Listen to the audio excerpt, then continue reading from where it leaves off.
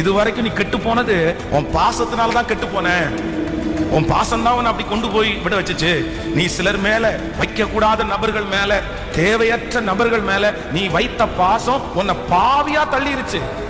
இன்னைக்கு மற்ற ஜனங்களுக்கு முன்பாக உன்னை பாவியா காமிக்குது. அது ரொம்ப ராங். அது ரொம்ப ஜீவ புஸ்தகத்துல இருந்து என் பேரை இப்ப எந்த ஜனங்களுக்காக ஜீவ புஸ்தகத்துல இருந்து என் பேரை கிறுக்கி போடுங்கன்னு சொன்னாங்களோ அந்த ஜனங்கள் தான் கானானை பார்க்க விடாம அவரை தடை பண்ணிட்டாங்க. அப்போ மனிதர்கள் மேல, சகா மனிதர்கள் மேல நம்ம வச்சிருக்கிற பாசம் ஆண்டவருடைய சித்தத்தையே மாற்ற மாதிரி கொண்டு விட்டுற கூடாது. நிறைய பேருடைய பாசம் ஜபத்தை மாத்துது தெரியுமா? அது ரொம்ப கொடுமை. அவங்களுடைய முடிகள் எல்லாம் எடுக்கப்படும் போது அவன் தரையில இல்ல, பாயில இல்ல, வேதம் சொல்றது அவருடைய மடியில படுத்து கிடந்தானா.